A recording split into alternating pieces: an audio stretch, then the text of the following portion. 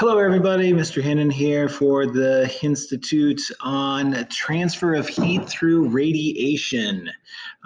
Basically, radiation, when you deal with transfers of heat, is the process in which energy is being transferred by means of electromagnetic waves. So if you think of the sun over here, it's sending out the electromagnetic waves. We usually think of the infrared waves that it's sending out.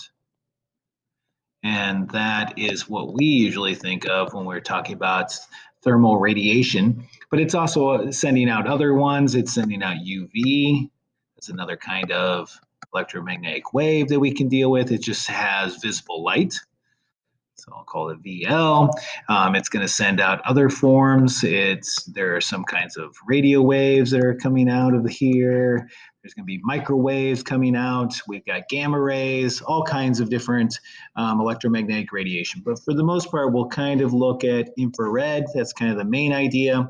And then the next part is materials are good absorbers. They're also good emitters. So when you talk about something emitting heat or electromagnetic radiation very well, it also absorbs it very well. So something that is coated like this, that's a lamp black, is probably going to have its temperature increase because it's going to absorb really well, whereas something that has a silver kind of coating to it is going to actually not absorb as well, and the temperature will rise slowly. So we have a difference there. Also, when you put the black there, it's going to radiate that heat better, and so it's going to give off that heat. Think of like a black top on your parking lot, and then same thing with your silver. It's not going to radiate very much heat when you have it very hot, so that's going to be important. The other part that's very important is what we call the emissivity. Usually designated with a lowercase e, usually in kind of a cursive. It's actually supposed to be the Greek letter epsilon, but it kind of looks like an e. It's just a number between 0 and a 1. The closer it is to 1, the better emitter it is. 0 means it doesn't emit at all. So nothing's going to be 0, but things are going to be close to that 1 value. So they're going to be perfect emitters. So what we end up with is our main equation is what we call the Stefan-Boltzmann law of radiation. So the amount of heat, Q, emitted in a certain amount of time, T, by an object is going to be equal to the emissivity times the Stefan-Boltzmann constant, which is actually the Greek letter omega here, times your temperature to the 4th power, but it has to be your Kelvin temperature. It has to be your absolute temperature, not just any temperature. The area, the surface area. So the idea is if you have some object, I'll use a sphere as an example, it's emitting in all directions. So we have to take that into account, that it's going to emit in all directions, so the entire surface area of that is going to be emitting. And we end up with this lovely equation right here, which is known as the Stefan-Boltzmann law of radiation. This constant, sigma, is this number down here, 5.67 times 10 to the negative 8. I like it that it's 5, 6, 7, 8. It's an easy way to remember. Has a crazy unit, joules per second, meters squared, Kelvin to the 4th, but we don't really worry about that. We just kind of go with what we've got. So this is going to be our one equation as we deal with radiation, and then we're ready to kind of tackle some problems with it. And once we get those problems, we are good to go. So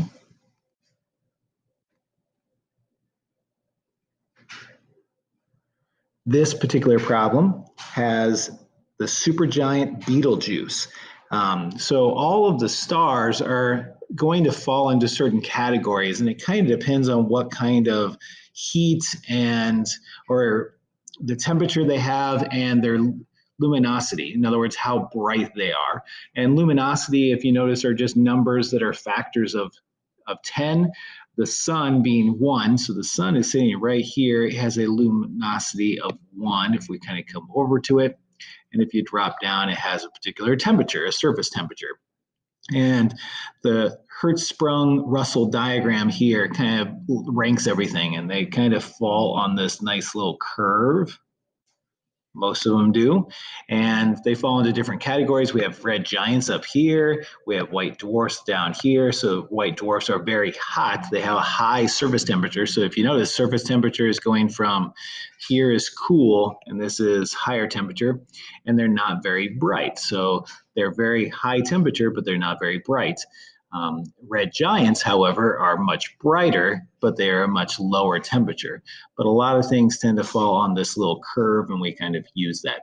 So Betelgeuse happens to be a red giant over here, and they give a couple of bits of information. They give its surface temperature here, this 2900. So if you kind of follow that down, that's right around where this chart shows, and it emits a power of approximately 4 times 10 to the 30th watts. If we assume that Betelgeuse is a perfect emitter and spherical, find its radius.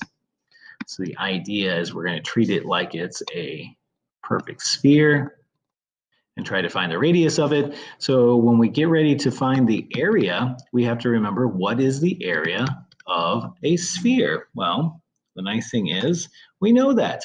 The area of a sphere is actually 4 pi r squared.